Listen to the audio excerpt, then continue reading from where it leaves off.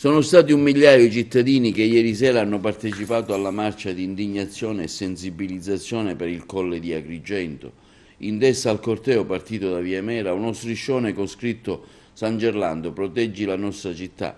C'era il cardinale Don Franco Montenegro insieme a tanti altri preti e persone comuni, oltre a rappresentanti istituzionali come il prefetto, le forze dell'ordine tutte, un po' più indietro il sindaco Firetto. Il silenzio ha contraddistinto il corteo. Nessun commento, nessun striscione, solo dei lumini in mano, per attirare così l'attenzione della pubblica opinione a un problema come quello della cattedrale che da oltre 6 anni viene sballottato con promesse da un assessorato all'altro, con annunci di fondi e di risorse, senza che si arrivi mai al dunque, e che coincide a pochi giorni dal voto per il rinnovo dell'Assemblea regionale e del Presidente. La manifestazione si è snodata per via Gioieni fino ad arrivare in cattedrale e lì il cardinale ha cantato una preghiera insieme ai migliaia di partecipanti.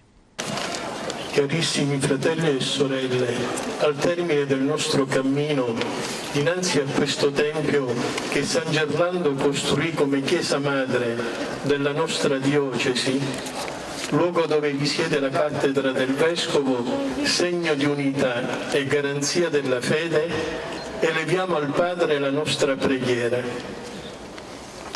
O Dio, che reggi e santifichi la tua Chiesa, accogli la preghiera che il tuo popolo innalza dinanzi a questo Tempio, da te consacrato a casa di preghiera, per invocare il tuo nome, ascoltare la tua parola e nutrirsi dei sacramenti istituiti dal tuo Figlio.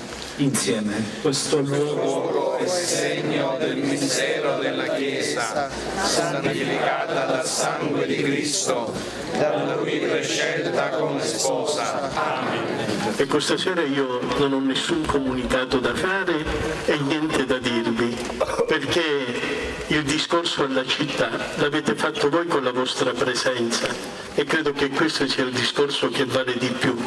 Noi amiamo questa città, amiamo questo territorio, abbiamo pregato il Signore per la nostra Chiesa e lo preghiamo per questa città e, ripeto, per questo territorio.